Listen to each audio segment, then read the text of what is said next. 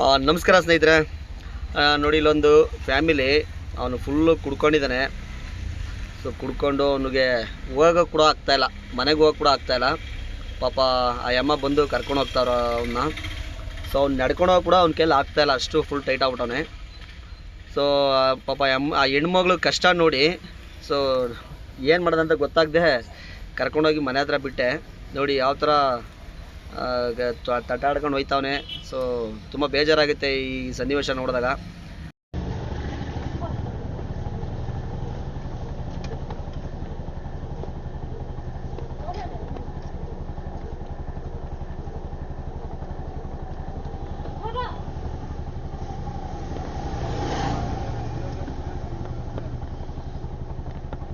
क्या हो गया?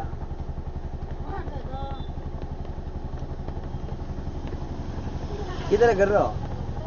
हेलो मैडम, मैडम सुनो, किधर कर रहे हो? हाँ, आ जाओ, मैं छोड़ता हूँ मैडम, आ जाओ, आ जाओ।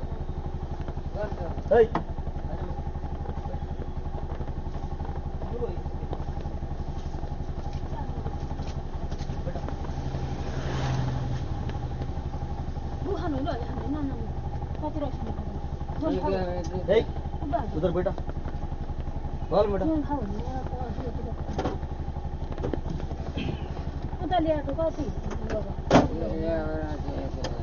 किधर है? नजदीक में क्या?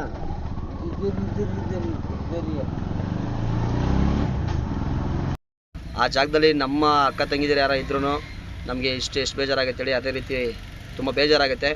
ಸೊ ಹಾಗಾಗಿ ದಯವಿಟ್ಟು ನಮ್ಮ ಚಾಲಕರಿಗೆ ಹೇಳೋದು ಇಷ್ಟೇ, ಆಟೋ ಚಾಲಕರಿಗೆ, ಇಂಥ ಸಿಚುವೇಶನ್ಗಳಲ್ಲಿ ದಯವಿಟ್ಟು ಅಂಥವ್ರಿಗೆ ಹೆಲ್ಪ್ ಮಾಡಿ. ಅವ್ರ ಕಷ್ಟ ತುಂಬ ಕುಡ್ದಿರ್ತಾರೆ ಗೊತ್ತು. ಸೊ ಆ ಹೆಣ್ಮಗಳು ಕರ್ಕೊಂಡು ಹೋಗೋ ಟೈಮಲ್ಲಿ ತುಂಬ ಬೇಜಾರಾಗುತ್ತೆ. ಸೊ ಹಂಗಾಗಿ ದಯವಿಟ್ಟು ಪ್ರತಿಯೊಬ್ಬ ಚಾಲಕರು ಯಾರಾದರೂ ಇಂಥ ಸಿಚುವೇಶನ್ ಇದ್ದಾಗ, ಈ ಥರ ಏನಾದ್ರು ಕರ್ಕೊಂಡು ಹೋಗೋ ಟೈಮಲ್ಲಿ ದಯವಿಟ್ಟು ಅಂಥ ಫ್ಯಾಮಿಲಿಗೆ ದಯವಿಟ್ಟು ಹೆಲ್ಪ್ ಮಾಡಿ. ಯಾವುದೇ ರೀತಿ ದುಡ್ಡು ಕಾಸು ಇಸ್ಕೊಳ್ಳೋಕ್ಕೆ ಹೋಗ್ಕೋಬೇಡಿ. ಸೊ ನಾನು ಕೂಡ ಯಾವುದೇ ರೀತಿ ಅಮೌಂಟ್ ಇಸ್ಕೊಳ್ಳಿಲ್ಲ, ತೊಗೊಂಡೋಗಿ ಅವ್ರ ಮನೆ ಹತ್ರ ಬಿಟ್ಟು ನನ್ನ ಕೆಲಸ ನಾನು ಮಾಡಿದ್ದೀನಿ. ಹಾಗೆಯೇ ಏನು ನಾವು ಆಟೋ ಚಾಲಕರಿದ್ದೀವಿ, ನಾವು ಬಂದ್ಬಿಟ್ಟು ಯಾವುದೇ ರೀತಿ ಯಾರದೇ ಏನೇ ಕಷ್ಟ ಇದ್ರೂ ಮೊದಲು ಮುಂದೆ ಬರೋದು ನಮ್ಮ ಆಟೋ ಚಾಲಕರು ಅಂತ ಮೊದಲಿಂದನೂ ನಮ್ಮ ಹಿರಿಯರು ಮಾಡ್ಕೊಂಬಂದಿದ್ದಾರೆ. ಸೊ ಅದನ್ನೇ ನಾವು ಇವತ್ತು ಮಾಡ್ತಾಯಿದ್ದೀವಿ. ದಯವಿಟ್ಟು ಅದನ್ನೇ ಪ್ರತಿಯೊಬ್ಬರು ಮಾಡೋಂಥ ಕೆಲಸ ಮಾಡಿ. ಮಾನವೀಯತೆಗೆ ದಯವಿಟ್ಟು ಬೆಲೆ ಕೊಡಿ. ಆ ವ್ಯಕ್ತಿ ಮಾಡಿರ್ತಕ್ಕಂಥ ತಪ್ಪಿಗೆ ಪಾಪ ಆ ಹೆಣ್ಮಗಳು ಕಷ್ಟ ಬೀಳ್ತಾ ಇರೋದ್ರಿಂದ ದಯವಿಟ್ಟು ಇಂಥ ಸಿಚುವೇಶನ್ಗಳಲ್ಲಿ ಹೆಲ್ಪ್ ಮಾಡಿ ಅಂತ ಹೇಳೋಕ್ಕೆ ಇಷ್ಟಪಡ್ತೀನಿ.